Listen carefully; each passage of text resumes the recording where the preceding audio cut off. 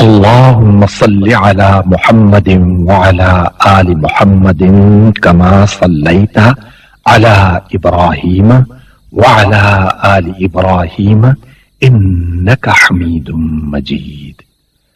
اللهم بارك على محمد وعلى آل محمد كما باركت على إبراهيم وعلى آل إبراهيم إنك حميد مجيد.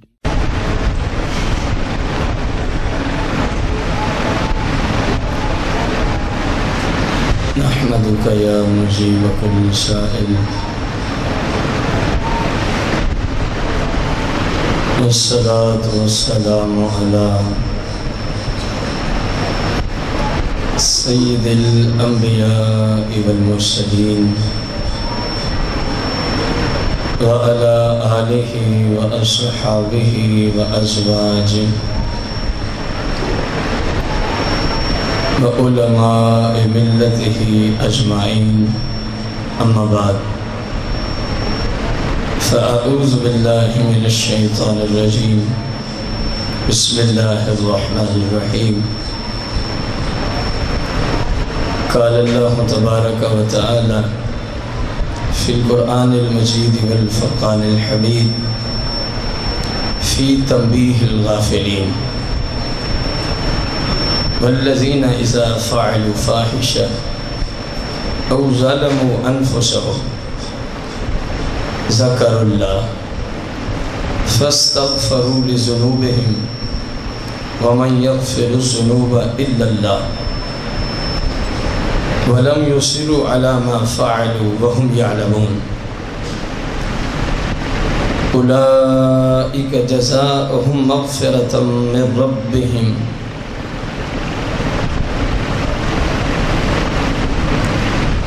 جنات تجري من تحتها الأنهار خالدين فيها ونعم أجر العاملين. آمنت بالله صدق الله العظيم وصدق رسوله النبي الكريم. قال الله تبارك وتعالى في القرآن المجيد والفرقان الحميد في شان حبيبه عليه الصلاة والتسليم: إن الله وملائكته يصلون على النبي يا أيها الذين آمنوا صلوا عليه وسلموا تسلیما. سارے دوست و سلام پڑھیں. الصلاة والسلام علیکہ یا سیدی یا رسول اللہ. الصلاة والسلام علیکہ یا سیدی یا حبیب اللہ. الصلاة والسلام علیکہ یا سیدی یا شفیع المذنبین. الصلاة والسلام علیکہ یا سیدی یا رحمت للعالمین. الصلاة والسلام علیکہ یا سیدی یا جد الحسن والحسین. مولا صلی وسلم دائما ابدا علی حبیبک خیر الخلق کلہم. حمد و صلاۃ کے بعد سامعین محتشم، بزرگوں، دوستوں اور بھائیوں، اور پردے کی حالت میں میری معزز ماؤں اور بہنوں، 1438 سن ہجری شعبان المعظم کا مبارک مہینہ، اور آج کی رات شب براءت، شب برات نہیں لفظ، شب براءت، شب 14 اور 15 شعبان المعظم کی درمیانی شب، جو شریعہ مطہرہ کی روشنی میں نہایت ہی فضل والی، رحمت والی، برکت والی، عظیم و شان، بخشش و مغفرت والی رات ہے. سوائے چند لوگوں کے باقی تقریباً لا تعداد مسلمانوں کی خالق لم یزل اس رات سرکار کے صدقے بخشش و مغفرت فرما دیتا ہے۔ اور خالق کا کتنا عظیم احسان ہے کہ میں اور آپ سب اور میری معزز مائیں اور بہنیں جو اس وقت ادارہ غوثیہ رضویہ میں موجود ہیں، اللہ کریم کا ہم سب پہ کتنا کرم ہے۔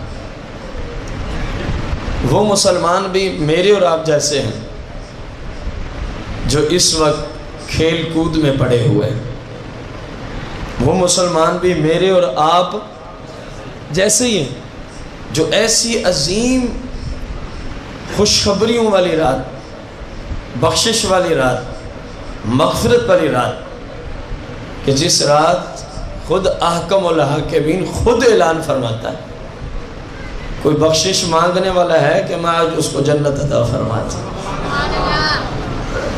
کوئی ایسا دکھ میں مبتلا، پریشانی میں مبتلا ہے جو مجھ سے مانگ لے تو میں اس کے دکھ تکالیف کو دور کر دوں۔ ایسی عظیم رات، اور جو اس رات میں بھی کھیل کود میں پڑا ہے، اس رات میں بھی وہ غفلت کا شکار ہے، تو یقیناً جب آپ اس کی طرف نسبت کریں گے، پھر اپنی طرف دیکھیں گے، تو اللہ کا آپ پر یہ کرم ہے کہ اس مالک نے آپ کو اس رات میں اپنی عبادت کرنے کے لیے چن لیا ہے۔ ورنہ بندے کے بس میں نہیں ہوتا کہ بس مالک اسباب پیدا کر دیتا ہے اپنی مخلوق کی بخشش کے، پھر جن کو بخشنا ہوتا ہے ان کو بلا لیتا ہے، ان کو بلا لیتا ہے۔ اس عظیم رات میں ہمارے جو درس حدیث اور درس شریعت کا موضوع ہے وہ ہے غفلت میں سوئے ہوئے کب جاگیں گے۔ غفلت میں سوئے ہوئے کب جاگیں گے، یا اس کو سادہ لفظوں میں بھی ہم دیکھ سکتے ہیں۔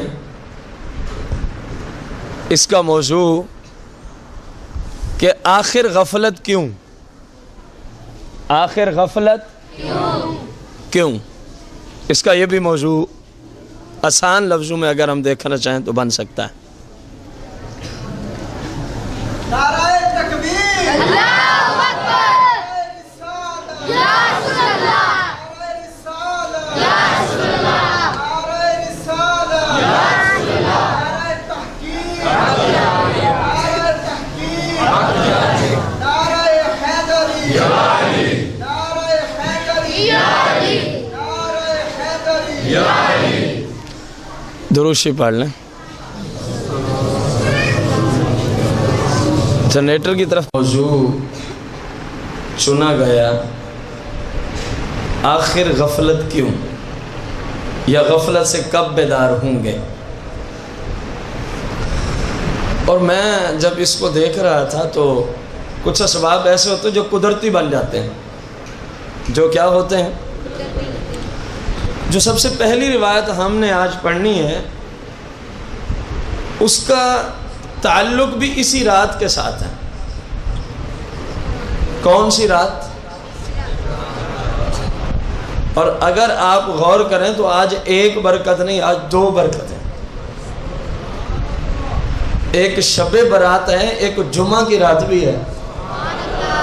یہ دونوں برکات اکٹھی ہو گئی، اور احادیث طیبہ میں ان میں سے کوئی ایک بھی ہو، جمعرات ہو یا اکیلی شب برات ہو، تو اس میں دعا قبول ہی قبول ہے، تو جہاں دونوں اکٹھی ہو جائے،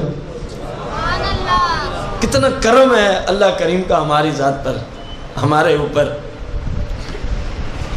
ایک بہت بڑے ولایت کے اندر ایک نام ہے ان کا، ولی کامل، بہت بڑے رب کے دوست جناب سیدنا مالک بن دینار رضی اللہ تعالی عنہ۔ آپ ابتداءً پولیس میں بھرتی ہوئے تھے۔ مالک بن دینار کس شعبے میں؟ آپ کے اس طرف آنے سے قدرے ہم پہلے کے حالات کی طرف جا رہے ہیں. آپ نہایت ہی شراب کو پسند کرتے ہوئے پیا کرتے تھے. یہ اس طرف آنے سے پہلے کی باتیں. آپ کو بیک گراؤنڈ بتایا جا رہا ہے کہ آپ اس طرف آئے کیوں تھے, کون سی رات تھی اور کیا مسئلہ بنا تھا کہ آپ غفلت سے فوراً بیدار ہو گئے تھے. جو ہمارے موضوع ہے آج کا, غفلت سے بیداری. آخر ہم غافل کیوں ہیں؟ آخر کب ہم غفلت سے بیدار ہوں گے اور ہمارے شب و روز اللہ کریم کی عبادت اور فرما برداری میں گزرنے والے ہوں گے؟ یہ آپ کا آج کا موضوع ہے. تو آپ نے ایک لونڈی خرید فرمائی. اللہ کریم نے اس سے آپ کو ایک بیٹی عطا فرمائی.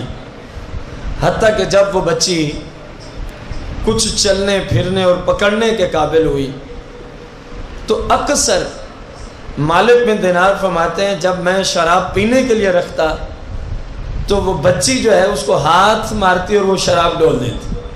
حالانکہ ابھی اس کو ان باتوں کی سمجھ ہے, نابالغی کی عمر تھی, لیکن اکثر میں نے دیکھا کہ میری بچی شراب کو ڈول دیتی تھی, گرا دیتی تھی. میں بہت شدید اپنی بچی سے محبت کرتا تھا اور میری بیٹی بھی مجھ سے بہت زیادہ محبت کرتی تھی. اس وجہ سے میں کبھی اس پہ سختی نہ کرتا کہ شراب اس نے کیوں گرا دیا.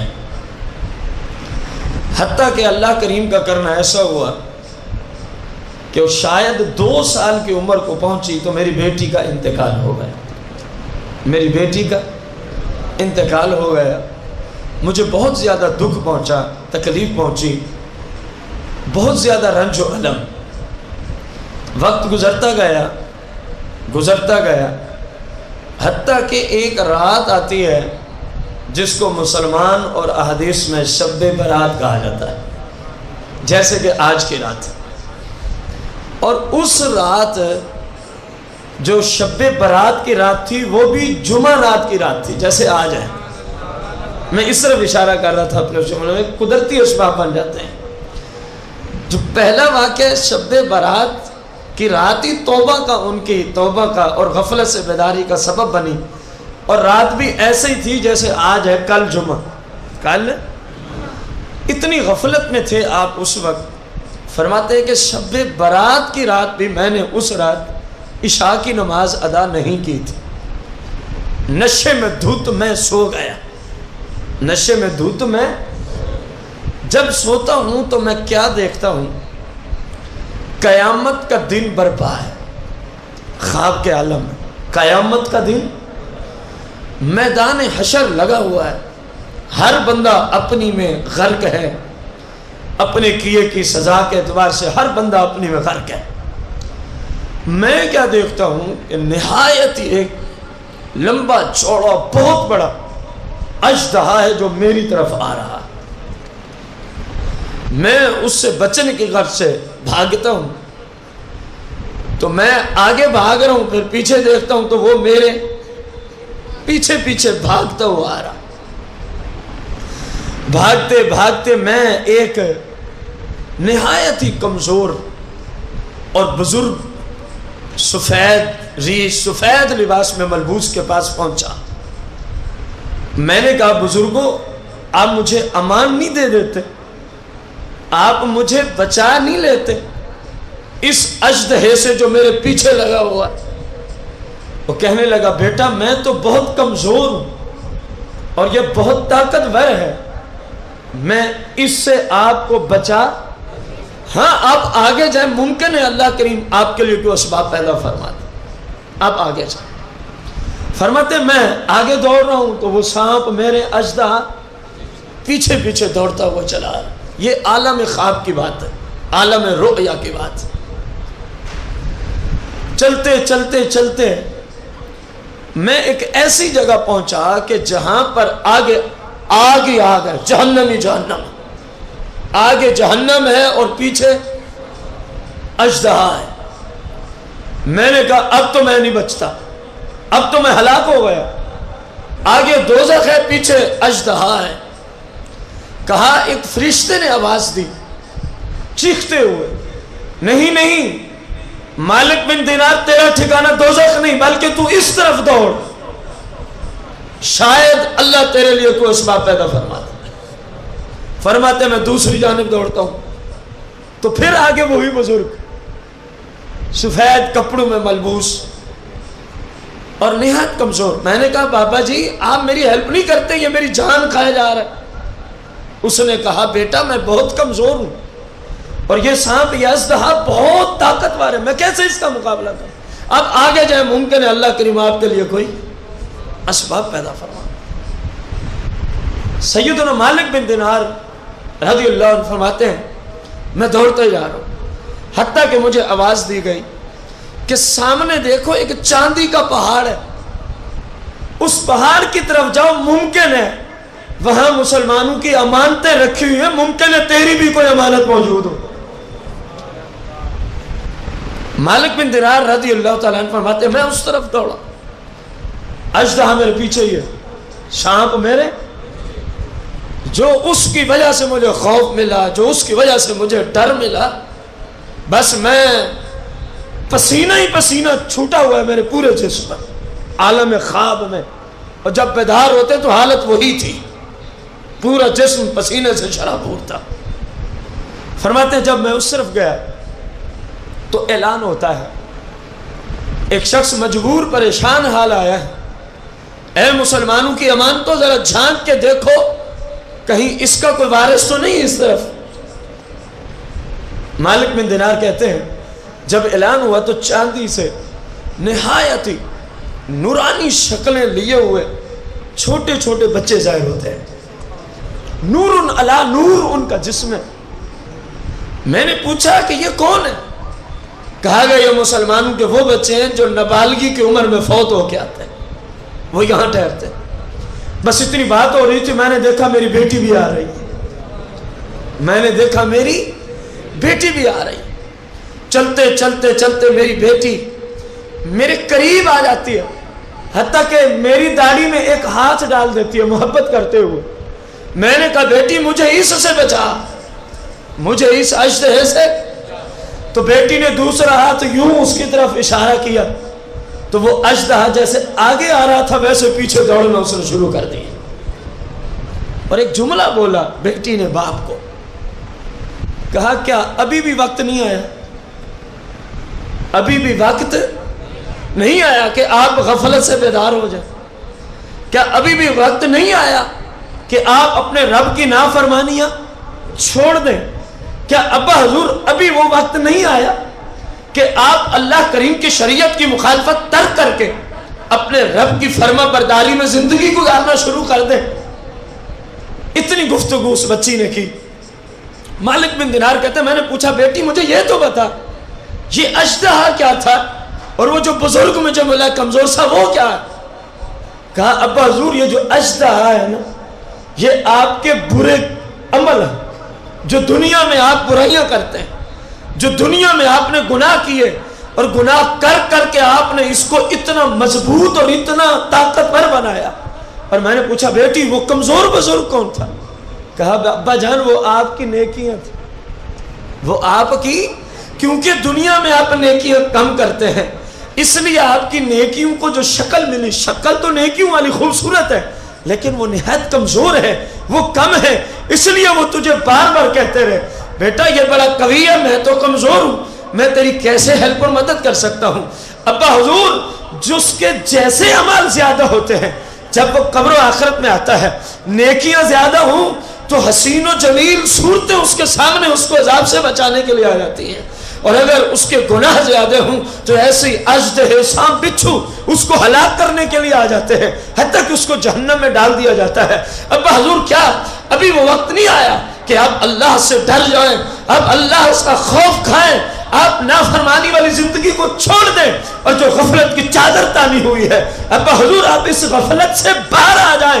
فرماتے بس اتنی گفتگو ہوئی میری آنکھ کھل جاتی ہے، کیا دیکھتا ہوں میں پسینے میں شرابور ہوں، میں پسینے میں شرابور ہوں۔ میں اٹھا، سب سے پہلے جو شراب گھر میں تیار تھا اس کو میں نے ڈھیل دیا، گرا دیا، جو شراب پینے کے برتن تھے ان کو میں نے شب برات کی رات توڑ دیا اور میں اللہ کی جناب میں کھڑا ہو گیا. میں نے عرض کی مالک میں اپنی غفلت سے بیدار ہونا چاہتا ہوں. یا اللہ جو آج تک مجھ سے غفلت ہو گئی, جو آج تک تیری نافرمانیاں ہو گئی ہیں, مالک میں تیری بارگاہ میں توبہ کرتا ہوں, اپنی رحمت کا صدقہ اس اپنے بندے پہ رحم و کرم نازل فرما دے. بس شب برات کی رات آپ غفلت سے بیدار ہوتے ہیں. شب برات کی رات جمعہ کی رات تھی, آپ اپنی غفلت کو چھوڑتے ہیں, غفلت کی چادر کو آگ لگا دیتے ہیں اور اللہ کی جناب میں یہ اپیل کرتے ہیں مالک آج کے بعد غفلت نہیں کروں گا, بس ایک دفعہ معاف تو کر دے, اب ساری زندگی میں تیری فرما برداری میں گزرتا رہوں گا.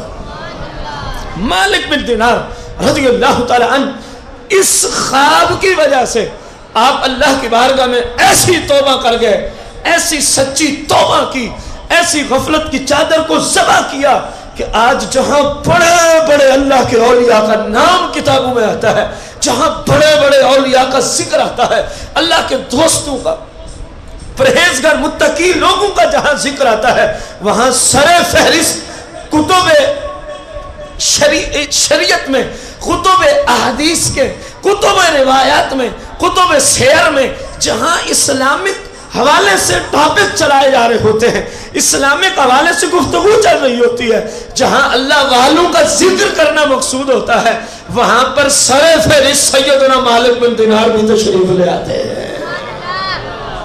غفلت سے بیدار یوں ہوا کرتے ہیں, غفلت کو یوں ترک کیا کرتے ہیں, غفلت کی چادر کو یوں ذبح کیا کرتے ہیں.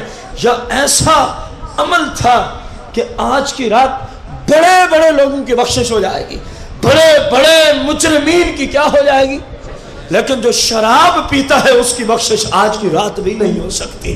یہ رسول اللہ کی احادیث مبارکہ میں موجود ہے. بڑے بڑے گناہگاروں کی آج بخشش ہو جائے گی, لیکن جو شرابی شخص ہے, شراب پیتا ہے, شراب بیچتا ہے, شراب اٹھاتا ہے, شراب بچواتا ہے, شراب پلاتا ہے, یا کسی طرح شراب میں تعاون کرتا ہے, حتیٰ کہ گاڑی یا رکشے پر ایک جگہ سے جہاں پہ شراب تیار ہوتا ہے وہاں سے اٹھا کر جہاں فروخت ہوتا ہے وہاں تک پہنچا دیتا ہے, یہ سارے شراب کے معاملے میں برابر ہیں. ان میں سے کسی کی بخشش بھی آج کی رات ممکن نہیں ہے, الا یہ کہ وہ اللہ کی بارگاہ میں توبہ کر لے تو میرا مالک ایسے شرابی کو بھی آج کی رات بخشش کا پروانہ عطا فرما دیتا ہے. آپ اندازہ لگائیں, یہ وہ مقدس رات ہے جس میں اللہ بڑے بڑے گناہگاروں کی بخشش فرما دیتا ہے, لیکن جو اپنے قریبی رشتہ داروں سے قطع تعلقی کیے ہوئے ہے, یہ وہ مقدس رات ہے جس میں بڑے بڑے گناہگاروں کو, اور جو سمندر کے پانی کے قطروں سے بھی زیادہ گناہ رکھتے ہیں, جو پورے ورلڈ کی ریت اور زمین اور مٹی کے جناب والا ذرات سے زیادہ گناہ رکھتے ہیں, مالک سب کی بخشش فرما دیتا ہے, لیکن جو رشتہ داروں سے قطع تعلق ہی کیے ہوئے ہے, ان سے ناراض ہے, نہیں بولتا, آنا جانا بند کیا ہوا ہے, اس رات بھی میرے آقا فرماتے ہیں اللہ اس شخص کی بخشش نہیں فرماتا. یہ اتنی عظیم رات ہے, میرا مالک بڑے بڑے مجرمین کو جنت کا پروانہ عطا فرما دیتا ہے, لیکن اس رات بھی جو شخص والدین کا نافرمان ہوتا ہے, جو والدین کے خلاف بولتا ہے, میرے رب کے محبوب نے فرمایا اللہ اس رات والدین کے نافرمانی کی بخشش, اپنے آپ پہ غور کرو, بڑے بڑے گناہگاروں کی اس رات میں بخشش کر دی جاتی ہے, لیکن میرے آقا نے فرمایا جو زانی شخص ہے, خواہ عورت ہے یا مرد ہے, میرا رب اس رات اس کی بخشش بھی نہیں فرماتا. میرا رب اس رات اس کی بخشش, ہاں اگر وہ بخشش چاہتے ہیں تو جیسا گناہ ہے ویسی توبہ کر لیں, میرا مالک ان کو بھی جنت عطا فرما دے گا, ان کو بھی جنت عطا فرما دے گا. بزرگوں بھائیوں, آپ نے سیدنا مالک بن دینار رضی اللہ تعالی عنہ کا غفلت سے بیداری کا سفر سماعت فرمایا, تو اب ذرا آپ اپنے حال پہ دیکھیں, اپنی سیرت کو دیکھیں, اپنے شب و روز دیکھیں, اپنا کردار دیکھیں, کیا کہیں ہم تو غفلت کے شکار نہیں ہوئے؟ کیا کہیں میری سیرت میں اللہ کریم کی نافرمانی والا معاملہ تو نہیں؟ اپنے آپ پہ غور کریں, اپنی سیرت, کیونکہ جو میرے حالات جلوت و خلوت آپ کے سامنے ہوں یا اکیلا ہوں، مجھ سے زیادہ آپ میں سے میرے حالات کوئی جان ہے؟ ایسے ہی آپ کے جو حالات ہیں آپ ہی انہیں بہتر جانتے ہیں، میں آپ کے حالات سے اتنا واقف کار نہیں ہوں۔ اپنے اپنے حالات پہ، اپنے اپنے شب و روز پہ، اپنے اپنے کردار پہ ہر میرا مسلمان بھائی اور میری مسلمان بہن جو اس وقت یہاں تشریف فرما ہے، یا یہ حق و صداقت کی آواز بذریعہ انٹرنیٹ پورے ورلڈ میں جہاں جہاں تک پھیلے، ان تمام سے میں اپیل کر رہا ہوں، ذرا سوچو، دیکھو کہیں ہم تو غفلت کے شکار نہیں ہوں گے۔ اندازہ لگائیں غفلت کا اس سے بڑھ کے اور کیا بندہ معیار پیش کر سکتا ہے؟ مسلمان ہو کے جس مسلمان پر اللہ کریم نے 24 گھنٹوں میں 5 وقت کی نماز فرض کی ہے، غفلت کی اور کیا مثالیں بندہ پیش کرے؟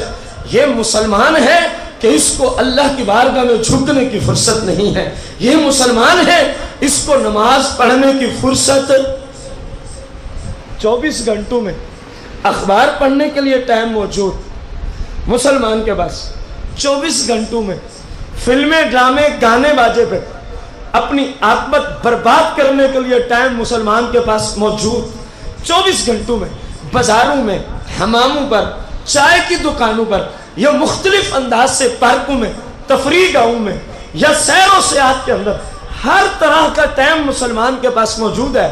اگر نظر نہیں آتا تو اللہ کی بارگاہ میں جھکنے والا معاملہ نماز کے اندر غفلت نظر آ رہی ہے۔ اب ذرا اندازہ لگائیں یہ نماز کتنی عظیم عبادت ہے، کس قدر عظیم اللہ نے یہ اہم رکن رکھا ہے۔ میرے آقا کریم رؤوف الرحیم علیہ السلام ارشاد فرماتے ہیں، حدیث مبارکہ کا مفہوم ہے، فرمایا جس کے دین میں نماز نہیں اس کے دین میں کوئی بھلائی نہیں۔ کیا سمجھیں آپ حدیث کو؟ کہ جو ہو تو مسلمان لیکن نماز، فرمایا اس کا مسلمان ہونا اس کو نفع نہیں دے گا۔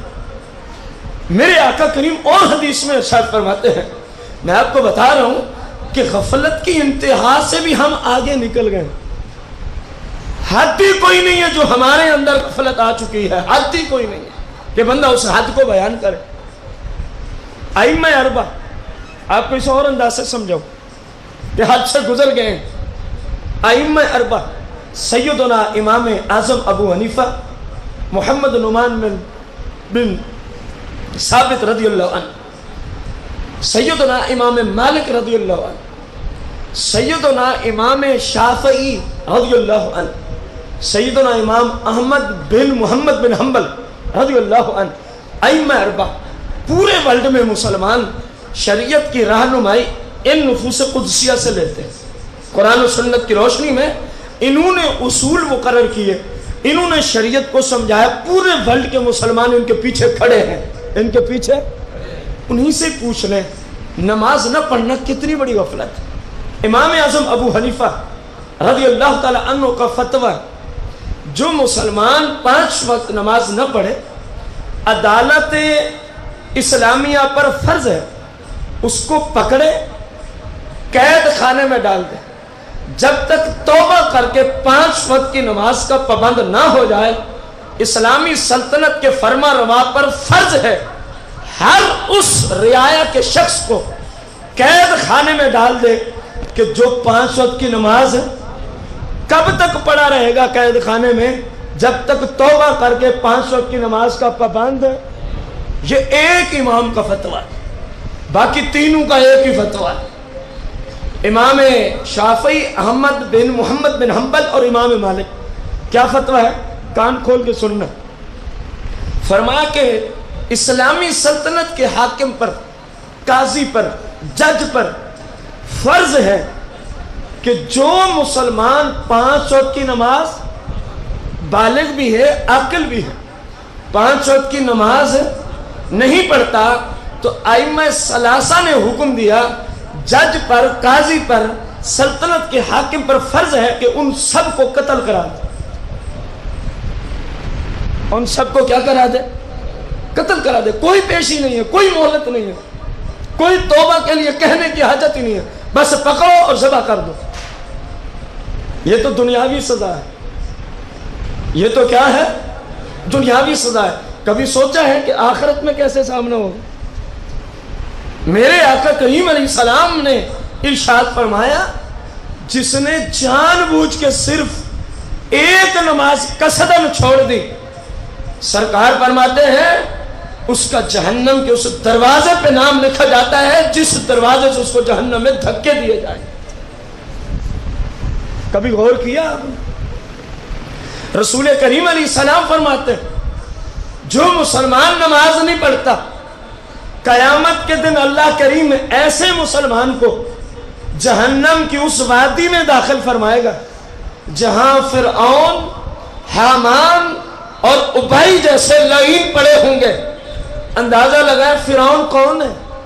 جو لوگوں کو کہتا تھا انا ربکم الاعلی، اے لوگوں میں تمہارا رب ہوں، مجھے سجدہ کرو۔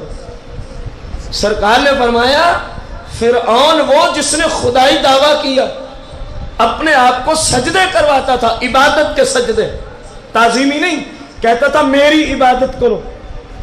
اللہ کے محبوب نے فرمایا جہنم کے جس طبقہ میں فرعون ہوگا، میری امت کا بے نمازی مسلمان مرد یا عورت، اللہ اس کو بھی فرعون کے ساتھ جہنم کے اسی۔ غفلت کی انتہا ہے یا نہیں ہے؟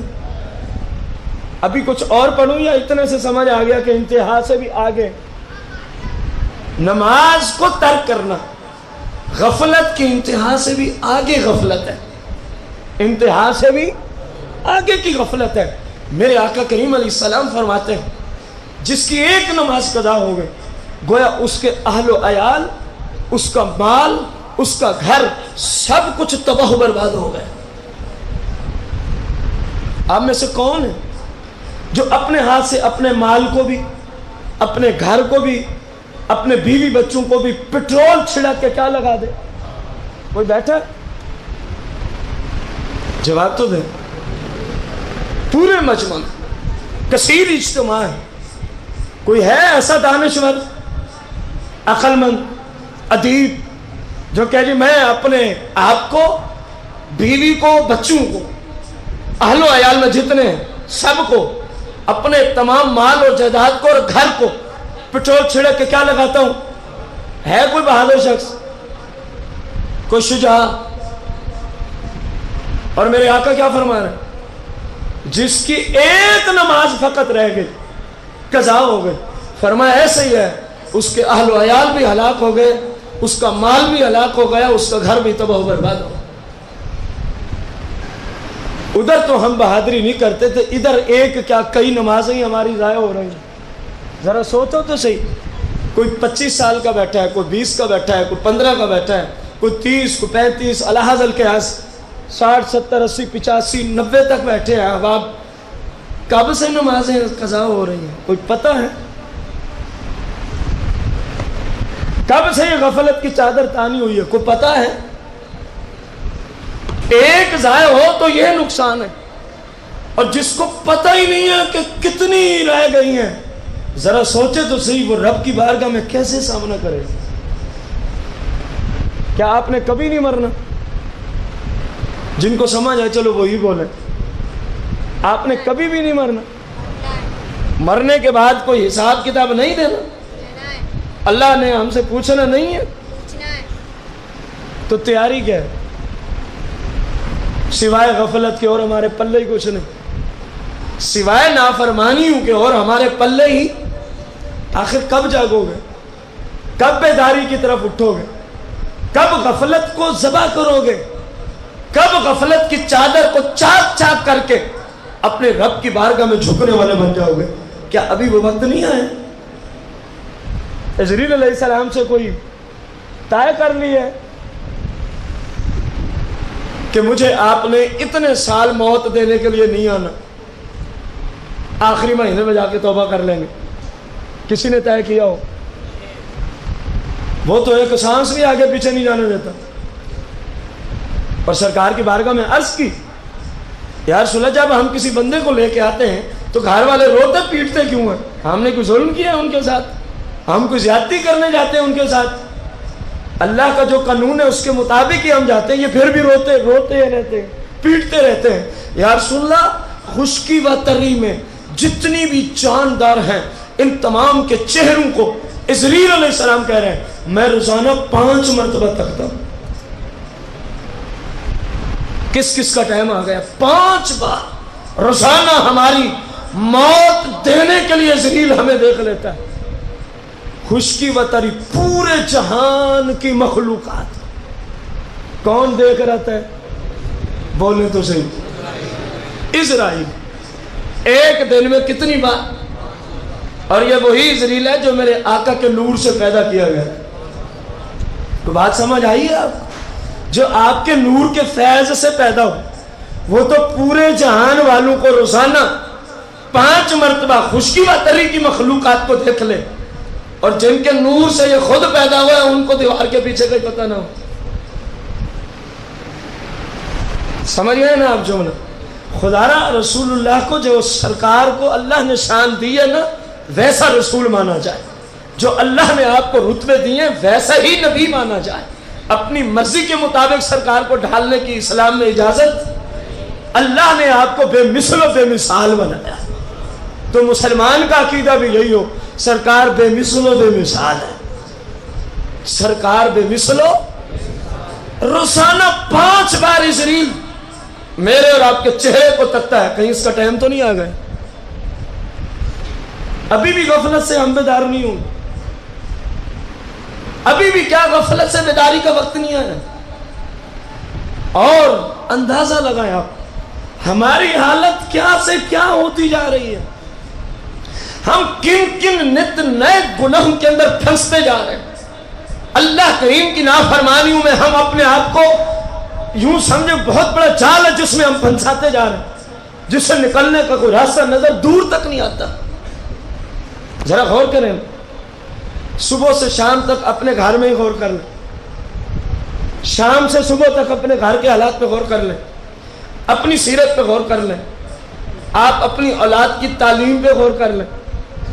جہاں آج ہزاروں روپے ماہانہ مسلمان اپنے بچوں کو پڑھانے کے لیے خرچ کرتا ہے، مراد میری ہے پرائیویٹ سکول۔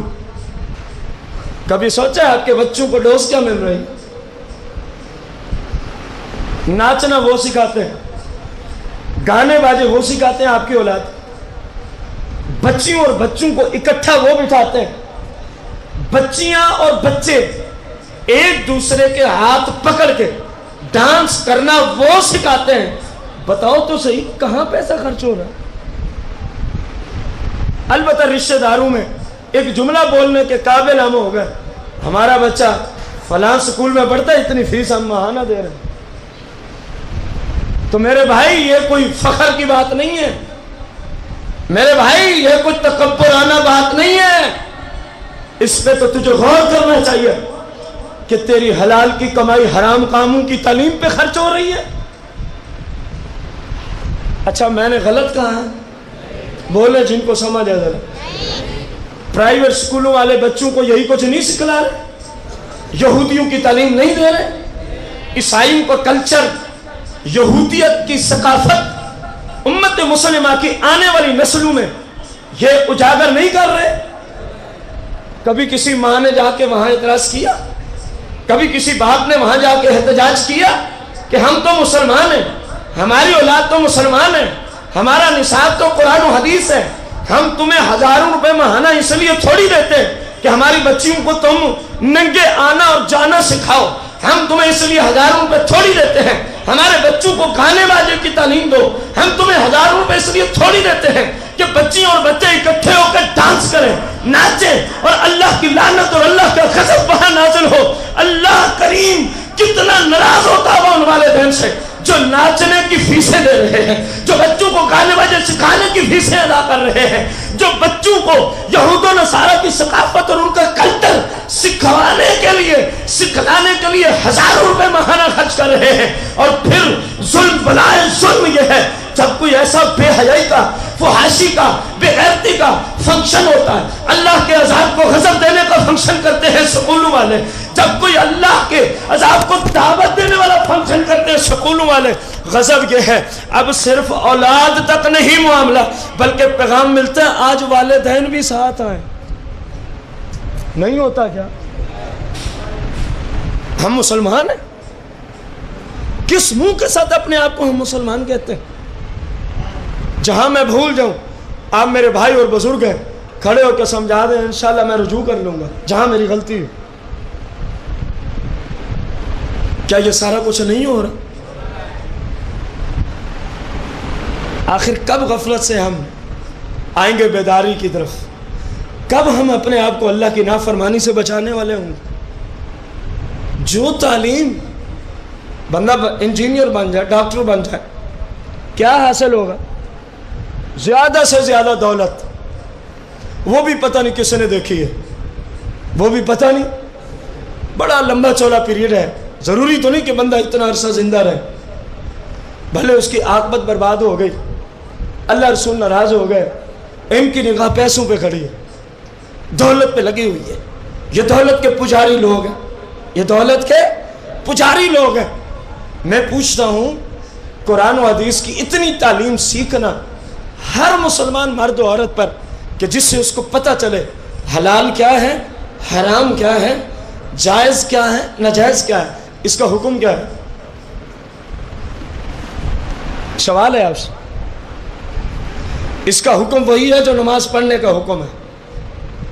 اتنا دین سیکھنا ہر مسلمان کے لیے حکم وہی ہے جو روزے رکھنے کا حکم ہے۔ مراد ہے فرض عین، فرض ہے، اور دنیاوی تو نہیں پڑھانا۔ کیا ہے؟ فرض عین ہے، فرض کفایہ ہے، شریعت میں کچھ بھی نہیں ہے سوائے اس کے کہ یہ ہماری دنیاوی زندگی کی ضروریات میں سے ایک ضرورت، دنیاوی زندگی کی ضروریات میں سے ایک۔ ہم دنیاوی تعلیم کے مخالف نہیں، ہم خود پڑھے، بچوں کو پڑھا رہے ہیں، ہم اس کے مخالف نہیں، ہم اس تعلیم کے مخالف ہیں کہ جس تعلیم کے مقدس شعبہ کی آڑ میں ہماری آنے والی نسلوں کو یہود و نصارہ کا کلچر، ان کی ثقافت سکھائی جاتی ہے۔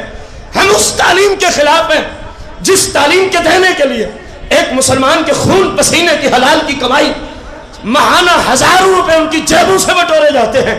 ہم ایسی تعلیم کے خلاف ہیں، ہم ایسے کلچر اور ایسے طور طریقے کے خلاف ہیں۔ اور یہ صرف میری ذمہ داری نہیں قبلہ، یہ تمام مسلمانوں کی ذمہ داری ہے کہ اس خباثت، اس خبیث کلچر کے خلاف اپنی اپنی ہمت کے مطابق اٹھو اور اس کے خلاف کھڑے ہو جاؤ۔ اور یہ اپنا آج عہد کر کے اٹھو کہ ہم اپنے بچے اور بچی کو کسی ایسے سکول میں نہیں پڑھائیں گے، نہیں پڑھائیں گے، نہیں پڑھائیں گے جہاں میرے بچوں کو یہودیوں کی تعلیم سکھلائی جائے۔ لیکن بہت مشکل، بات کرنے کی دیر ہے، آگے سے جملہ آئے گا، اچھا اپنا کام کر، پتہ نہیں کس مولانا صاحب سے سن کے آ گیا، گھر کا سارا ماحول خراب کرنا۔ ہمارا اپنے گھر والوں پہ ہی کنٹرول نہیں ہے۔ آج میں سمجھتا ہوں شاید 85% جو گناہ ہیں مرد شادی شدہ کے، شاید وہ بیوی کی فرما برداری کی وجہ سے، کوئی راضی ہو یا ناراض، کانپتے ہیں ان کے آگے، ڈرتے ہیں ان سے۔ رب کی نافرمانی کی وجہ، رب کی نافرمانی والے کاموں میں بیوی سے ڈرنا، کیا یہ مسلمانیت ہے؟ یہ تو بیوی ہے، باپ بھی آ جائے تو رسول اللہ نے فرمایا اس کو کہنا باپ تو اپنی جگہ ہے، لیکن اللہ رسول کی نافرمانی ہم تیری وجہ سے نہیں کر سکتے۔ یہ میرے آقا کی حدیث مبارک ہے۔ اور لوگ بیویوں کی وجہ سے پتہ نہیں کیا کچھ گناہ کیے جا رہے ہیں۔ اسی لوگ کیا کہیں گے، ہمارے بچے فلاں سکول میں نہیں پڑھتے، لوگ کیا کہیں گے، ہمارے بچے اتنی فیس والے سکول میں نہیں پڑھتے، میرے بچے نہیں پڑھتے فلاں سکول میں، نہیں پڑھتے فیسوں والے سکول میں، مجھے کسی نے کیا کہا ہے، مجھے کوئی کھا گیا، میرے بچوں کو کوئی زندہ کسی نے قبر میں دفن کر دیا، کچھ بھی نہیں کہیں گے لوگ۔ یہ صرف غفلت ہے۔ کیا ہے؟ غفلت ہے۔ لوگ کچھ کہیں، آپ اللہ کو ناراض کرنے کے لیے تیار ہیں، اور رب ناراض ہو رہے ہیں، آپ کچھ بھی نہ کریں، بتائیں غفلت ہے کہ نہیں؟ میرے آقا کریم علیہ السلام فرماتے ہیں ہر گھر کا فرد جو گھر کو چلا رہا ہے، اس کے نیچے جتنے افراد ہیں، ان سب کے متعلقہ قیامت کے دن رب اس سے سوال کرے گا، ہاں بتا تیری بیوی کیا کرتی تھی، بتا تیری اولاد کیا کرتی تھی، بتا تو ان کے لیے کس کس ذریعے سے کماتا رہا اور کس کس جگہ پہ خرچ کرتا رہا۔ آج تو سب کچھ چل رہا ہے، جب رب پوچھے گا جواب کیا ہوگا؟ سوال ہے آپ سے، جب رب فرمائے گا تیرے گھر فلمیں ڈرامے کیوں چلتے تھے، پھر وہاں جملہ یہی ہوگا بیوی ناراض ہوتی تھی، یہی جملہ ہوگا، میرے بچے گھر سے نہیں بیٹھتے تھے، یہی جملہ بول سکیں گے سوائے شرمندگی کے؟ اور کچھ ہوگا؟ کچھ بھی پلے نہیں ہوگا۔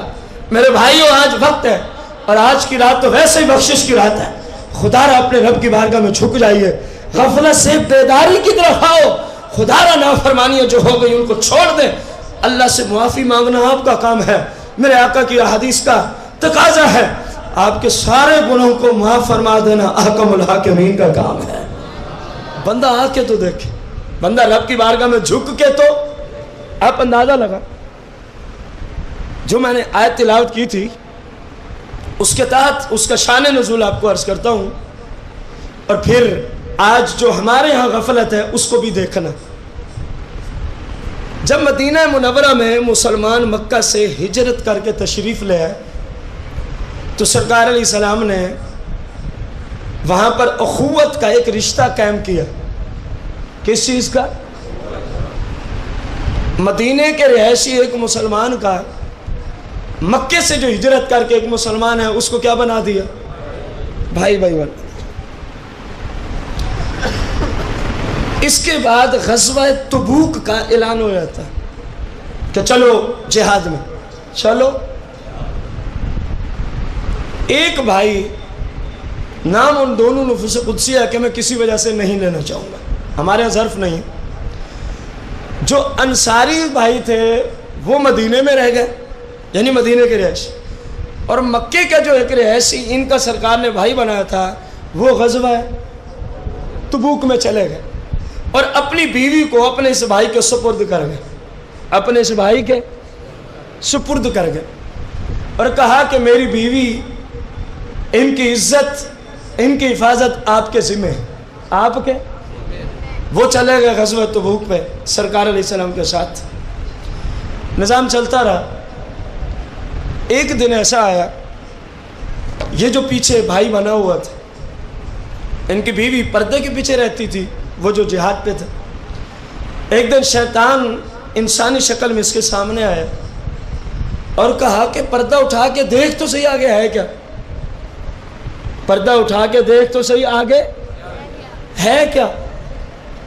تو بس یہ انسان جو ہوا، سوائے انبیاء کے ہر انسان سے غلطی ممکن ہے، اللہ کے نبی سے کسی بھی صورت غلطی اور گناہ ہو سکتا؟ جو اللہ کے نبی کی طرف غلطی یا گناہ کی نسبت کرے وہ پھر اپنے آپ کو کم از کم مسلمان نہ سمجھے، باقی جو مرضی سمجھے۔ اللہ کا نبی غلطی اور گناہ سے پاک ہے، غلطی اور گناہ سے۔ شیطان انسانی شکل میں کہتا ہے پردہ اٹھا کے دیکھ تو صحیح ہے کیا۔ آپ اس حدیث کو سننے کے بعد جو میں سکول کی بات کر رہا تھا، یا جو ہمارے گھروں میں پردے کا ماحول رہ گیا، اس پہ ذرا غور کرنا ضرور۔ پردہ اٹھاتا ہے تو اس بھائی کی بیوی پہ نگاہ پڑتی ہے، اور بظاہر ان کی حالت دیکھنے والی ہی تھی، بس اس سے بڑھ کے میں جملے نہیں بول سکتا کیونکہ مائیں بہنیں موجود ہیں۔ اس شخص نے فقط ان کے ہاتھ کو، ان کے بازو کو یوں اپنا ہاتھ لگایا، بس جیسے ہی ہاتھ لگایا تو وہ کہنے لگی کہ اللہ کا خوف کر، اللہ سے ڈر، تیرے پاس میں تیرے بھائی کی امانت ہوں، تو میری عزت کا رکھوالا تھا، اور یہ کیا کرنے لگا۔ بس اس نے فوراً ہاتھ چھوڑا، گھر چھوڑ کے رو رہا ہے، زاروں قطار رو رہا ہے، یا اللہ میں تجھ سے معافی مانگتا ہوں، مجھے معاف کر دے، یا اللہ میں تجھ سے معافی مانگتا ہوں، مجھ کو، میں نے اپنے آپ کو ہلاک کیا، میں نے اپنے آپ کو برباد کیا کیا تھا۔ اگر یہی سمجھ نہیں آیا تو پھر روایت سنانے کا فائدہ ہی کوئی نہیں، یہی تو سمجھانے کے لیے میں نے روایت پڑھی ہے۔ جرم کیا تھا؟ اجنبی عورت کے جسم کو فقط کیا لگا ایک دفعہ اور فوراً چھوڑ دیا۔ جب انہوں نے کہا نہیں اتق اللہ، اللہ سے ڈر، اللہ سے، ہاتھ چھوڑ کے اپنے آپ کو کہہ رہا ہے ہائے میں نے اپنے آپ کو برباد کر دیا، ہائے میں نے اپنے آپ کو تباہ کر دیا، اے مالک مجھے معاف کر دے، اے اللہ مجھے معاف کر دے، گھر چھوڑ کے جنگل میں نکل گئے. سنتے آنا. حتیٰ کہ غزوہ تبوک سے سرکار مدینہ علیہ السلام واپس تشریف لاتے ہیں. ان کا بھائی بھی آ گیا جو مکہ سے ہجرت کر کے آیا اور سرکار نے ان کا بھائی بنایا. اپنی بیوی سے پوچھتے ہیں کہ وہ میرا بھائی کہاں گئے؟ انہوں نے کہا ان سے یہ غلطی ہو گئی تھی. اسی وقت سے وہ جنگل کی طرف نکل گئے روتے ہوئے. اس کے بعد وہ گھر میں آیا ہی نہیں. یہ چلتے ہیں, اپنے بھائی کو تلاش کروں. جب چلتے چلتے اپنے بھائی کو تلاش کیا, واپس لے آیا تو اس کی جس نے ہاتھ لگایا تھا, ایک بیٹی اور ایک یہ بھائی اور ایک یہ مجرم, یہ چلے فاروق اعظم کی بارگاہ میں. کن کی بارگاہ میں؟ اور وہاں جا کے عرض کرتا ہے مجھ سے یہ غلطی ہو گئی, اجنبی عورت کو فقط میرا کیا لگ گیا, کیا میری توبہ ممکن ہے؟ فاروق اعظم نہایت ہی ناراض ہو کے جواب دیتے ہیں میرے گھر سے نکل جا. آپ کو سمجھ رہے ہیں؟ ہمارے ہاں تو پتہ نہیں کیا کچھ ہوتا ہے, پتہ نہیں کیا کچھ ہو رہا ہے. باپ ساتھ کھڑا ہوتا ہے, شوہر ساتھ کھڑا ہوتا ہے, اور دکان والے کو کہا جاتا ہے یہ میری بیٹی ہے, میری بیوی, ذرا چوڑیاں پہنانا. کوئی بات سمجھ آ رہی ہے؟ ادھر بھی فقط ایک دفعہ, اور چوڑیاں پہناتے ہوئے تو پتہ نہیں کتنی دفعہ ہاتھ لگتا ہے اور کس کس انداز سے لگتا ہے, یہ تو اللہ ہی نیت جانتا ہے. ایک دفعہ خیر عورت کو ہاتھ لگا. فاروق اعظم فرما رہے ہیں میرے گھر سے ابو بکر صدیق کے گھر پہنچتے, بیٹی, باپ اور وہ بھائی. قصہ عرض کیا کہ حضور مجھ سے یہ خطا ہو گئی ہے. آپ فرماتے ہیں میرے گھر سے نکل جا, اپنی آگ سے مجھے نہ جلا دینا, اپنی آگ سے کہیں مجھے نہ. حضرت علی المرتضیٰ کے گھر پہنچ گئے. کہا حضور سرکار کے 2 غلاموں نے مجھے دھتکار دیا, کوئی کرم ہو سکتا ہے؟ فرمایا کیا ہوا؟ کہا کہ یہ غلطی ہو گئی. فرمایا میرے گھر سے نکل جا. میرے گھر سے, یہ گھر سے نکلا. اب اپنی بیٹی کو اور اس بھائی کو کہہ رہے ہیں جس کی بیوی کو ہاتھ لگا, اب مجھے امید ہے میرے آقا کریم مجھے دھتکاریں گے نہیں, اب میں رسول اللہ کی بارگاہ میں جاتا ہوں. جب یہی شخص سرکار کی بارگاہ میں پہنچتا ہے اور جا کے عرض کرتا ہے مجھ سے یہ غلطی ہو گئی ہے, کوئی شفقت ہو سکتی ہے؟ میرے آقا نے فرمایا میرے گھر سے نکل جا. غلطی ذرا دہرائیں گے آپ, غلطی کیا تھی؟ کس کو؟ غیر عورت کو فقط ہاتھ لگا تھا. سرکار فرما رہے میرے گھر سے. جب سرکار نے بھی دھتکار دیا, بیٹیاں ہوں تو ایسی ہوں. اب بیٹی کہتی ہے ابا حضور جب تک سرکار اور سرکار کے غلام آپ سے راضی نہیں ہوتے, آپ کا اور میرا بیٹی اور باپ والا رشتہ ختم ہے. جب آپ سے رسول اللہ راضی نہیں ہے تو میں آپ کو کیسے باپ تصور کروں, میں آپ کو اپنے باپ والی حیثیت کیسے دوں جب اللہ کا رسول ہی آپ سے ناراض ہے. اب یہ پھر جنگل میں نکل گئے اور پھر شروع ہو گیا مالک مجھے معاف کر دے, مالک مجھے معاف کر دے, یا اللہ میں توبہ کرتا ہوں, مجھے کیا کر دے, کرم فرما, رحم فرما, اپنے اس بندے کو بخش دے, اپنے اس بندے کو. اللہ کریم نے فرشتے کو سرکار کی بارگاہ میں بھیجا. سلام, اللہ فرما رہے ہیں ہم آپ کے اس غلام سے راضی ہیں, آپ بھی راضی ہو جائیں, آپ بھی ان سے. سرکار نے اپنے غلاموں کو فرمایا ابو بکر صدیق اور فاروق اعظم نہیں, آپ نے فرمایا کون اس کو لے کے آئے گا؟ فاروق اعظم اور ابو بکر صدیق کھڑے ہوتے ہیں, یا رسول اللہ ہم لے کے آتے ہیں. ادھر حضرت علی المرتضیٰ حضرت سلمان کھڑے ہوتے ہیں, یا رسول اللہ ہم لے کے آتے ہیں. سرکار نے فرمایا حضرت سلمان اور علی المرتضیٰ اس کو لے کے آئیں گے. ان دونوں کو بھیجا. اب یہ جنگل میں تلاش کر رہے ہیں کہ وہ شخص کہاں ملے گا, کہاں چلا گیا. ایک بکریوں کے چرواہے سے ملاقات ہوتی ہے. کہا کہ تو نے کوئی سرکار کے غلاموں میں سے کسی کو یہاں دیکھا؟ اس نے کہا کہیں تم اس کا تو نہیں پوچھ رہے جو جہنم سے ڈر کے اللہ سے ہر روز ہی توبہ کرتا رہتا؟ کہا ہاں ہاں اسی کا پوچھنے ہیں. انہوں نے کہا مجھے اور تو نہیں پتا، جب رات شروع ہوتی ہے فلاں درخت کے نیچے آ کے وہ رونا شروع کرتے ہیں، یا اللہ مجھے معاف کر دے، یا اللہ میرے گناہ کی مجھے معافی دے دے۔ اب یہ دونوں نفوس قدسیہ وہیں ٹھہرے حتیٰ کہ رات ہوئی اور وہ درخت کے نیچے آئے تو جناب سلمان اور مولا کائنات اس کے پاس پہنچے، کہا کہ تجھے خوشخبری ہو، سرکار مدینہ تجھ سے راضی ہو گئے اور اللہ بھی تجھ سے کیا ہو چکا ہے، اللہ کا حکم ہے سرکار مدینہ کو، سرکار کے حکم سے ہم آپ کو لینے آئے۔ یہ چل پڑا۔ جب سرکار کی بارگاہ میں پہنچتے ہیں تو اگلی نماز کا ٹائم شروع ہو گیا۔ میرے آقا کریم علیہ السلام سے کوئی گفتگو نہیں ہوتی، ابھی تک ملاقات نہیں۔ یہ صحابہ کرام کی جماعت میں آخر میں آ کے نماز پڑھ رہا ہے اور آقا کریم نے سورت شروع فرمائی، الہاکم التکاثر حتی زرتم المقابر۔ جب سرکار نے تلاوت کی تو یہ نماز میں سسکیاں لے لے کے رونا شروع ہو جاتا ہے، سسکیاں لے لے کے زاروں قطار رونا، حتیٰ کہ جب سرکار نے سورت ختم کی تو اس کی زندگی ہی ختم ہو گئی۔ عین نماز یہ دنیا سے چلا گیا۔ سرکار نے نماز ختم فرمائی، صحابہ نے عرض کی آپ کا غلام تو آیا ہے لیکن آپ کی تلاوت سن کے اتنا رویا ہے کہ دنیا سے ہی چلا گیا، دنیا سے ہی چلا گیا ہے۔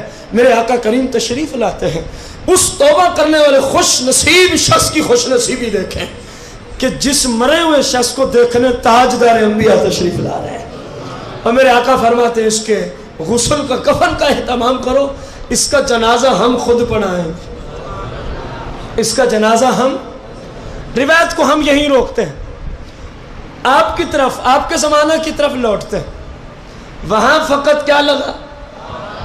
بلند آواز سے، اور یہاں کیا کچھ نہیں ہوتا۔ بس یہی جملہ سمجھانے کے لیے میں نے اتنی بڑی روایت اور اتنی بڑی حدیث آپ کے سامنے رکھی۔ وہاں ہاتھ لگا تو اللہ رسول کی ناراضگی کس درجے تک پہنچی، صحابہ نے دھتکار دیا، رسول کریم نے گھر سے دھتکار دیا، کئی دن روتا رہا۔ جب اللہ نے توبہ قبول فرمائی تو سرکار کی طرف فرشتہ آیا، آپ بھی راضی ہو جائیں، آپ بھی، صرف ہاتھ لگا اجنبی عورت۔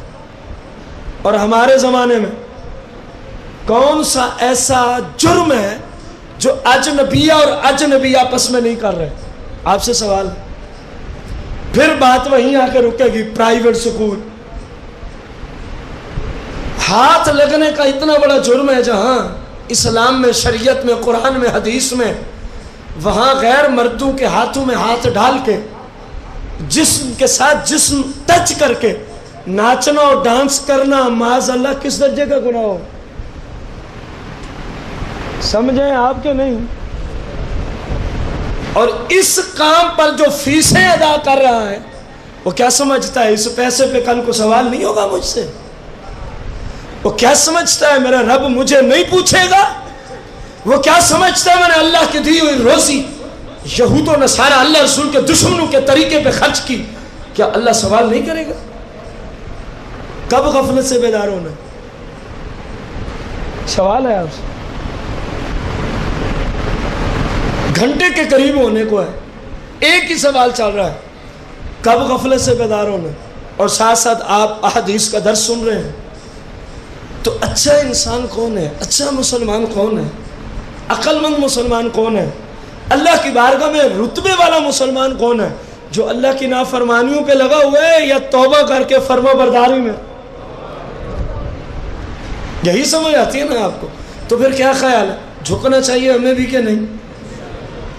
اپنے گناہوں سے اللہ کی بارگاہ میں توبہ کرنی چاہیے کہ نہیں؟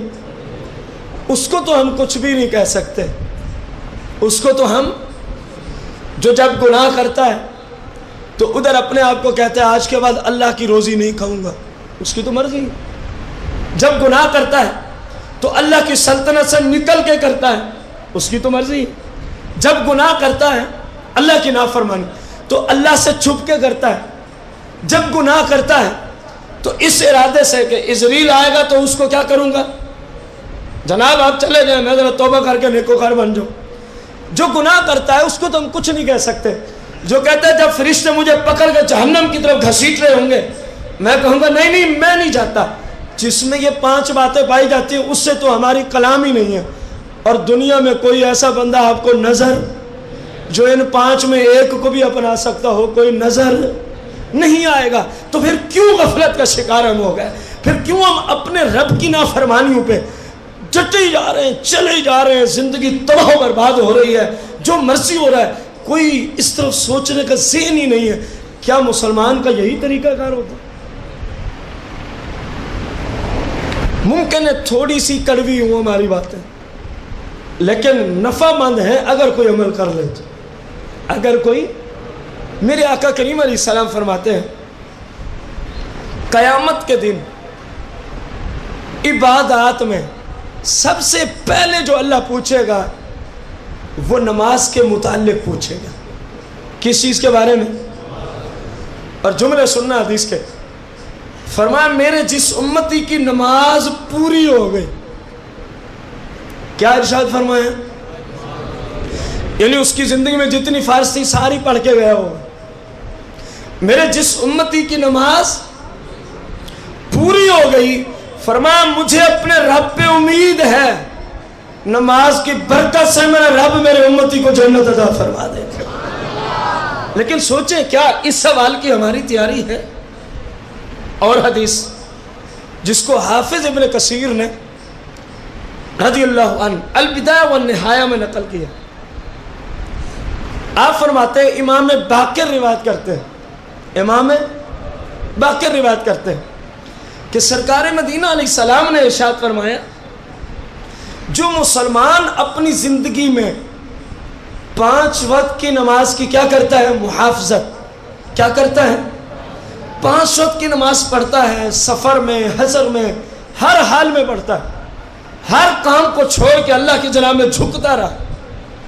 اور جب اس کی موت کا وقت قریب آتا ہے، جب اس کی، اس حدیث کو ہم یہاں روک کے ایک اور حدیث صحیح بخاری سے عرض کرنا چاہیں گے کتاب الایمان سے، پھر اس حدیث کا اگلا حصہ. میرے آقا کریم علیہ السلام فرماتے ہیں جس شخص کے مرتے وقت زبان سے آخری جملے، آخری کلمہ کیا ہو؟ اشہد ان لا الہ الا اللہ وحدہ لا شریک لہ واشہد ان محمد عبدہ، یا پہلا کلمہ لا الہ الا اللہ محمد رسول اللہ صلی اللہ علیہ وسلم، صحیح بخاری. آقا کریم فرماتے ہیں جس کو مرتے وقت اللہ کی وحدانیت کی شہادت دینا نصیب ہوا اور میری رسالت کی گواہی دینا، یعنی مرتے وقت جس کو کلمہ، سرکار فرماتے ہیں داخل الجنہ، وہ بغیر حساب کے کہاں پہنچے گا؟ حدیث پھر نہ سنا دیں یہی تاکہ یاد ہو جائے. فرمایا جس کو مرتے وقت آخری جملے جس کے کلمہ شریف ہو، پہلا ہو دوسرا ہو، جس میں اللہ کے وحدہ لا شریک ہونے کی گواہی پائی جاتی ہے، کیونکہ اللہ وحدہ ہو، سارے بولو اللہ وحدہ ہو، اللہ کریم کا کوئی شریک، کسی بھی صورت میں رب کا کوئی شریک، وہ اکیلا عبادت کا مستحق ہے، وہ اکیلا عبادت کا. تمام انبیاء اور رسول اللہ کی مخلوق، اللہ کے بندے اور اللہ ہی کی عبادت کرنے والے ہیں. کسی نبی کی عبادت کرنے کی اسلام میں گنجائش، انبیاء کی تعظیم ہے، انبیاء کا ادب ہے، احترام ہے. عبادت کس کی ہے؟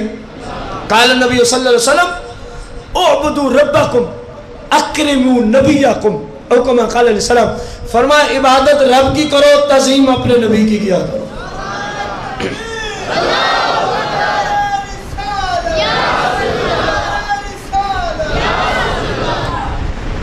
اب وہ تمام جہانوں کا پالنے والا، تمام نبیوں کو پیدا فرمانے والا، تمام نبیوں کا رب، اس کے وحدہ لا شریک ہونے کی کیا دے رہا ہے کہ اللہ ایک، اور سرکار اللہ کے آخری اور سچے نبی اور رسول ہے. یہ بخاری کی حدیث ہے. اب اس پچھلی حدیث کی طرف چلیں کہ یہ ملکہ کیسے حاصل ہوگا. اب ایک حدیث میں ہم نے پڑھ لیا کہ جس کو مرتے وقت کلمہ نصیب ہوا، سرکار نے فرمایا بغیر حساب کے کہاں جائے گا؟ اب یہ کلمہ نصیب کیسے ہوتا ہے؟ وہ کون سا کام ہے جس کی وجہ سے مرتے وقت کیا نصیب ہوتا ہے؟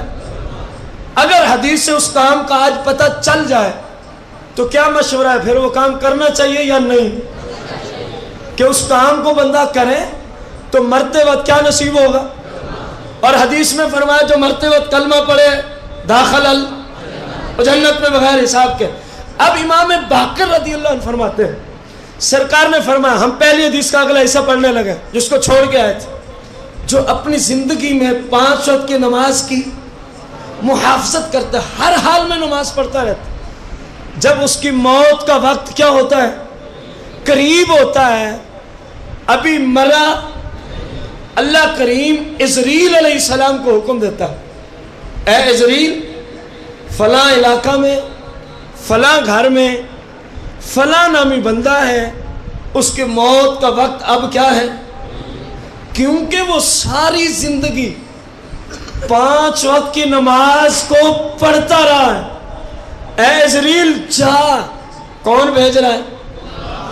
کون بھیج رہا ہے؟ اللہ کریم۔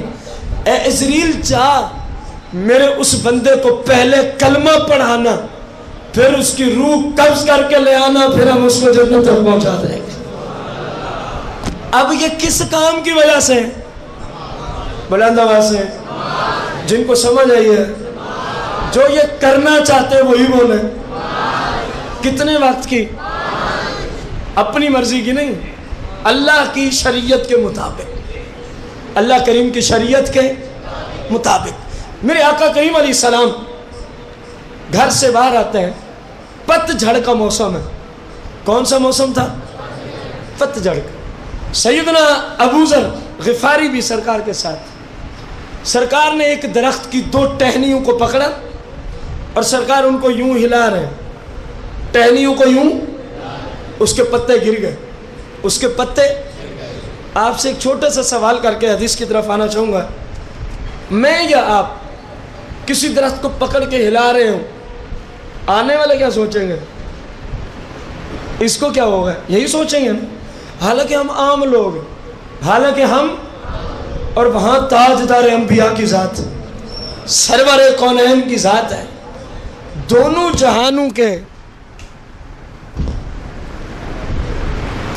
جہانوں کے مالک و مختار کی ذات ہے، اور کیا ہلائی جا رہی ہیں؟ اسی سے سمجھ لو امت پہ کتنا شفیق ہے، امت کی اصلاح کے لیے کیا کچھ کر رہے ہیں کہ کہیں کسی طرح امتی کو سمجھ آ جائے۔ ابو ذر خاموش ہیں، سرکار خود فرماتے، اے ابو ذر پوچھو گے نہیں میں نے شاخیں کیوں پکڑی ہیں، کیوں ہلائی ہے؟ عرض کی یا رسول اللہ بتا دیں، عرض کی یا رسول اللہ، فرمایا امت کو سمجھانے کے لیے، امت کو جب تک میں نے ہلایا نہیں تھا اس کے اوپر پتے تھے، میرے ہلانے کی وجہ سے پتے۔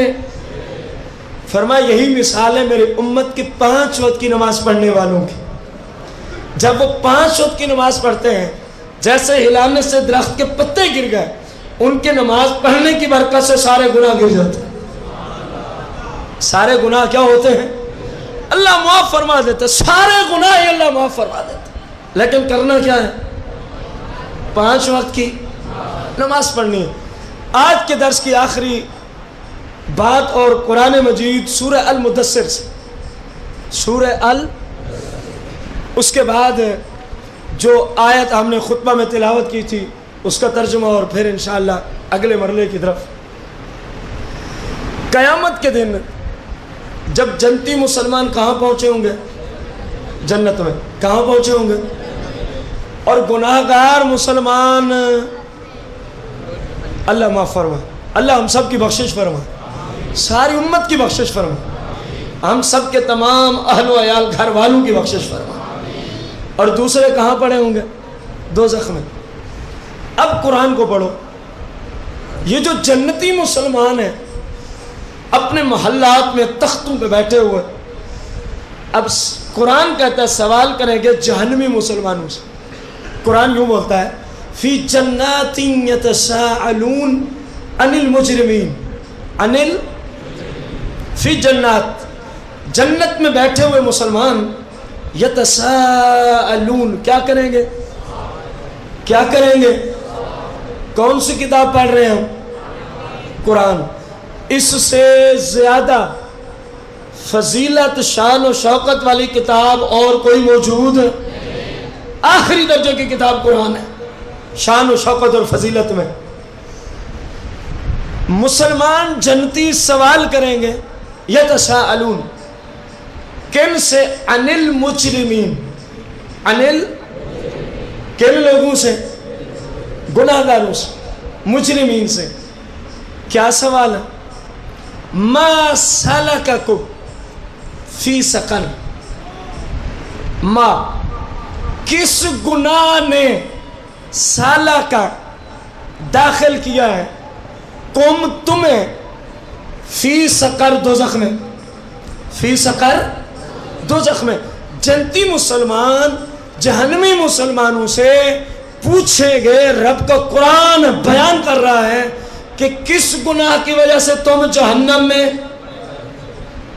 اب جواب مجرمین کا، جہنمیوں کا، قالو، جہنم والے مسلمان بولیں گے لم نک من المصلین، لم نک من المصلین، لم نک من ہم دنیا میں نمازیں، قرآن کا ترجمہ ہے، کسی مفتی کا فتویٰ نہیں کہ جان چھوٹ جائے۔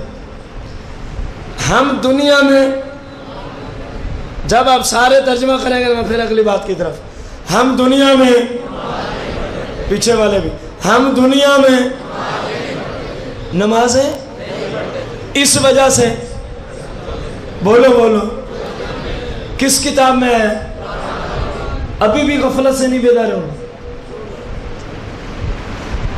ابھی بھی بیداری نہیں آئے گی۔ اس قدر عظیم رات اور عظیم وقت کے اندر ہم پہنچ چکے ہیں، اور عظیم ترین عبادت میں ہم بیٹھے، شریعت کا افہام و تفہیم، دینی تعلیم عظیم سے عظیم تر عبادتوں میں شمار ہوتی ہے۔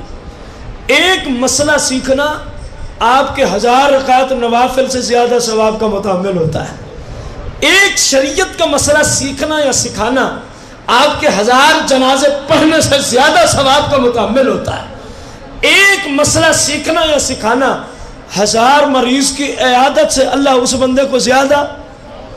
ایسی عظیم عبادت میں، ایسی عظیم رات میں، ایسے عظیم وقت میں بیٹھے ہیں، سوال ہے آپ سے، قرآن بتا رہا ہے کہ جو نماز نہیں پڑھتے وہ جہنم میں بولیں گے لم نقل من المصلین، ہم جہنم میں اس لیے پڑے ہیں کہ دنیا میں 5 وقت کی نماز۔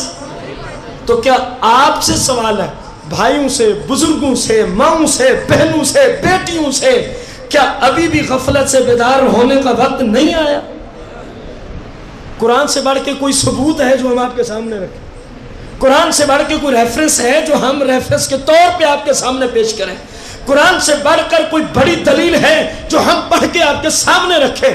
بھائیوں، قرآن کہہ رہا ہے، قرآن، اور قرآن اللہ کے احکامات ہیں، اللہ کا کلام ہے۔ وہ رب فرما رہا ہے جب جہنمیوں سے جہنم میں پوچھا جائے گا تم کیوں آئے ہو، پہلا گناہ کیا بتائیں گے؟ بھول گئے لگتا ہے آپ۔ تو کیوں نہ ہم اپنے رب سے ابھی، زندگی کا کوئی بھروسہ ہے، ابھی توبہ کر لیں، یا اللہ جو ہو گئی ہیں بس ہو گئی ہیں، تیری جناب میں توبہ کرتے ہیں، آج کے بعد انشاءاللہ کوئی نماز قضا، انشاءاللہ ہماری کوئی نماز قضا، یا اللہ کوشش کریں گے آج کے بعد کوئی نماز قضا۔ جماعت نہیں ملی کوئی مسئلہ نہیں ہے، کوشش کریں جماعت کی۔ مسجد نہیں مل سکی کوئی مسئلہ نہیں ہے، دکان، فیکٹری، گھر، کارخانہ مل، اب جہاں ہے نماز تو پڑھیں، یہ تو شیطان کا دھوکہ، اب جماعت گئی اب کیا ضرورت ہے، شیطانی دھوکہ ہے۔ اب وقت وہاں آپ پڑھیں، وقت ہوگا تو ادا، اگر نہیں ہوگا تو قضا تو ہو جائے گی نا، فرض تو سرے سے اتر جائے گا، فرض تو سرے سے اتر جائے گا۔ میرے بھائیو بزرگوں، نماز پہ زور کیوں دیا؟ کیونکہ سرکار مدینہ علیہ السلام فرماتے ہیں جو بندہ نماز پڑھتا ہے یہ نماز اس کو گناہوں سے روک دیتی ہے۔ قرآن میں ہے ان الصلاۃ تنہا عن الفحشاء والمنکر، 21ویں پارے میں فرمایا تم نماز پڑھنے والے ہو جاؤ، یہ نماز تمہیں گناہوں سے بے حیائی سے روک دے گی، گناہوں سے اور بے حیائی سے روک دے گی، غفلت سے بیدار ہو جاؤ۔ آیت کا ترجمہ اور اس کے بعد آج کا لیکچر اختتام کو اللہ کریم فرماتا ہے وَالَّذِينَ إِذَا فَعَلُوا فَاحِشَةً، وہ لوگ کہ جب کوئی گناہ کر بیٹھتے ہیں، جب ان سے کوئی غلط کام ہو جاتا ہے، او ظالموا انفسہم، یا وہ گناہ کر کے اپنی جان پہ کیا کر بیٹھتے ہیں، ظلم اور زیادتی کر بیٹھتے ہیں، تو فوراً ذکر اللہ کی بارگاہ میں جھک جاتے ہیں، فوراً اللہ کی بارگاہ میں فاستغفروا، اور وہ بخشش طلب کرتے ہیں، توبہ کرتے ہیں، لذنوبہم، اپنے گناہوں کی، یا اللہ ہمیں معاف کر دے، بھول ہو گئی۔ اللہ نے آگے بڑا پیارا اصول دیا، فرمایا وَمَنْ يَغْفِرُ الذُّنُوبَ إِلَّا اللَّهُ، اللہ کے سوا کون ہے جو گناہوں کو بخشے؟ فرمایا میرے بندے کو پتہ ہے کہ اللہ ہی بخشتا ہے گناہ، اس لیے میرا بندہ مجھے ہی کہہ رہا ہے، اس لیے میرا بندہ مجھے ہی کہہ رہا ہے۔ اور پھر اللہ کریم نے فرمایا وَلَمْ يُصِرُّوا عَلَى مَا فَعَلُوا وَهُمْ يَعْلَمُونَ، اور جو بندہ گناہ کر رہا ہے اس کو جانتا بھی ہے کہ گناہ ہے، اس پہ ڈٹا نہیں رہتا، اگر کبھی ہو جائے تو فوراً کیا کر لیتا ہے، توبہ کر لیتا ہے۔